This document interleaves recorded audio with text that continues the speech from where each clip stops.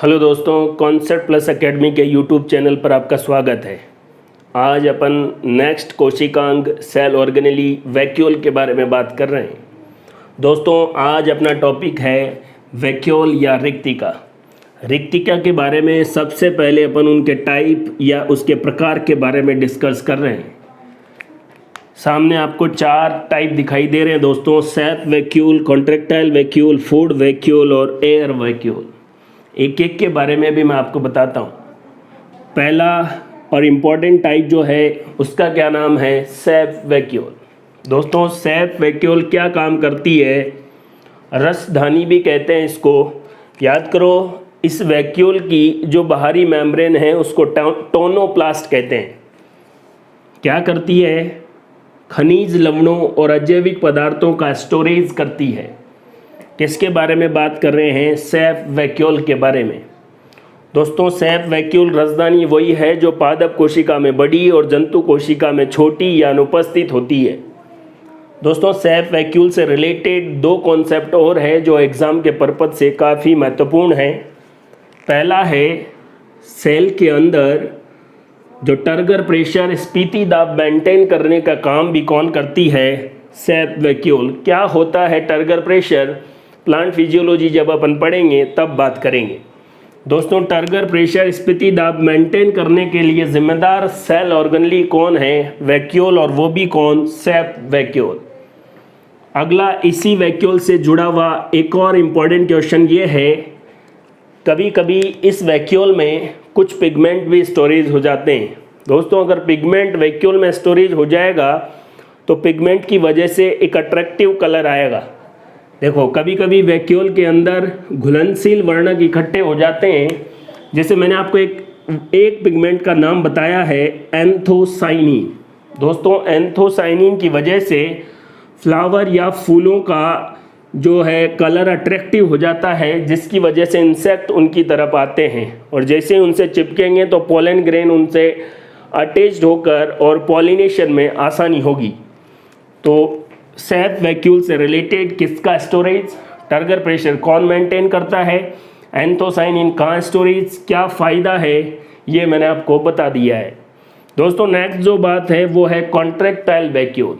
सबसे ज़्यादा एग्ज़ाम में जो सवाल आते हैं इसी के बारे में डिस्कस होते हैं। अमीबा जब अपन पढ़ेंगे तब कॉन्ट्रैक्टाइल वैक्यूल कैसे काम करती है वो भी बात करेंगे। अभी केवल मैं आपको प्रकार बता रहा हूँ। प्रोटोजोआ और एक कोशिकीय शैवाल यूनिसेलुलर एल्गी के अंदर ओस्मो रेगुलेशन या परासरण नियमन का काम कौन करती है? कॉन्ट्रैक्टाइल वैक्यूल या संकुचनशील रक्तधानी। आज मैं आपको एक और बात बताता हूँ। कॉन्ट्रैक्टाइल वैक्यूल के द्वारा ओस्मो रेगुलेशन एक एक्टिव प्रोसेस है, सक्रिय प्रक्रिया है। इसमें एनर्जी खर्च होती है। देखिए, यूनिसेलुलर जो एल्गी है, जिसमें एक एग्जांपल मैं आपको बता देता हूँ, क्लेमाइडोमोनास, इनमें भी कॉन्ट्रैक्टाइल वैक्यूल पाई जाती है। प्रोटोजोआ में तो पाई जाती है। एक क्वेश्चन और बता देता हूँ। प्रोटोजोआ के अंदर एक क्लास है स्पोरोजोआ। 4 क्लास होती है, उसमें से एक क्लास है स्पोरोजोआ। और स्पोरोजोआ के अंदर क्या नहीं पाई जाती? कॉन्ट्रैक्टाइल वैक्यूल नहीं पाई जाती, क्योंकि स्पोरोजोआ के सदस्य कहाँ पाए जाते हैं? किसी होस्ट के अंदर पैरासाइट के रूप में पाए जाते हैं। तो उनको ऑस्मो रेगुलेशन या परासरण नियमन की कोई ख़ास ज़रूरत नहीं है। तो यहाँ पर मैंने कॉन्ट्रैक्टाइल वैक्यूल क्या करती है? ऑस्मो रेगुलेशन कौन सा प्रोसेस है? Active process.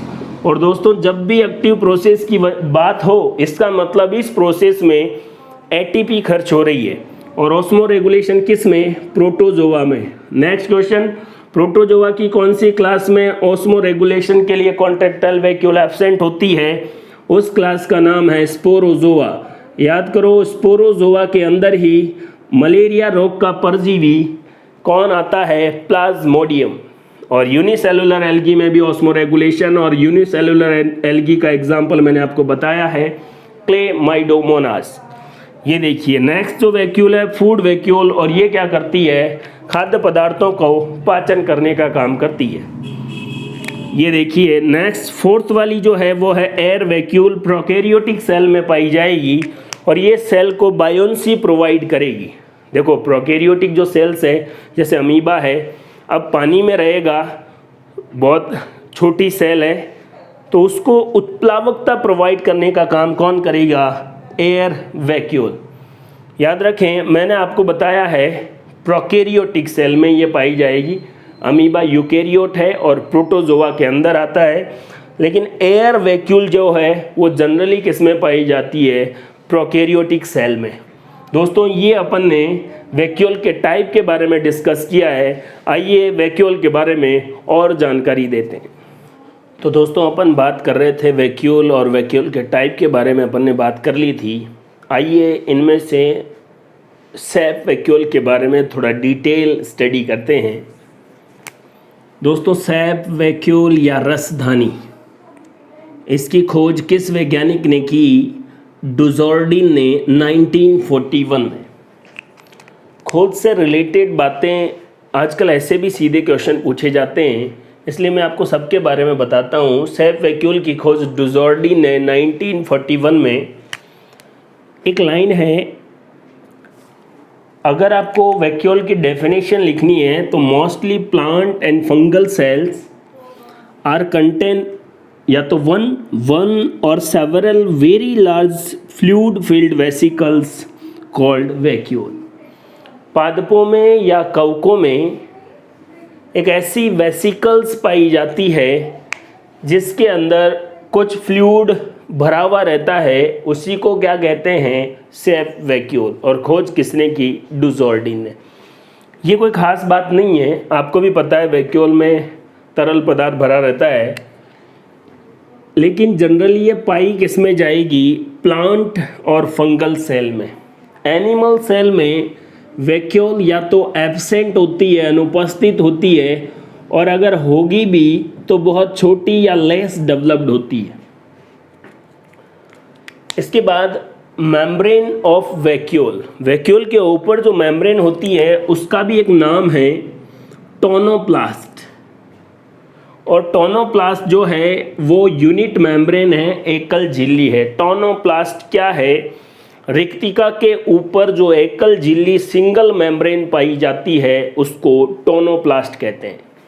दोस्तों वैक्यूल के अंदर क्या क्या भरा रहता है? वैक्यूल के अंदर जो तरल पदार्थ है उसको अपन कहेंगे वैक्यूल सेप या रिक्तिका रस। अब रिक्तिका में पाया जाएगा तो रिक्तिका रस ही होगा। पानी होगा, वाटर, खनिज होगा, मिनरल्स, एंजाइम्स होंगे, और कुछ सेकेंडरी मेटाबोलाइट्स भी होंगे। ये सब किसके अंदर पाए जाएंगे? वैक्यूल में।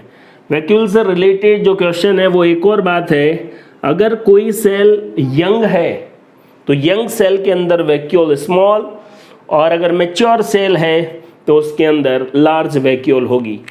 दोस्तों प्लांट सेल के बारे में अगर अपन बात करें, जब मैंने आपको सेल वॉल के बारे में बताया तब भी कहा था अगर मिडल लैमेला और प्राइमरी वॉल है तब तक सेल यंग है, वो ग्रोथ कर सकती है।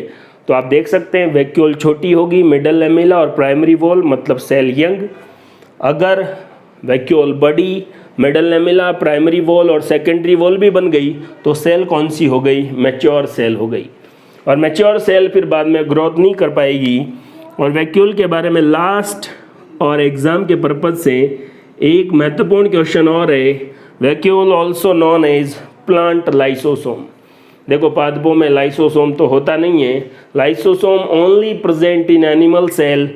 लाइसोसोम पादपों की जो कोशिका है उसमें नहीं पाया जाता, इसलिए वैक्यूल को ही किस नाम से जाना जाता है? प्लांट लाइसोसोम के नाम से। दोस्तों वैक्यूल से रिलेटेड बातें अपन ने कर ली है। इस वीडियो को भी आप बड़े ध्यान से देखें और वैक्यूल से संबंधित सारे कॉम्पिटिटिव एग्जाम के क्वेश्चन आप इजीली सॉल्व कर सकते हैं। Thank you.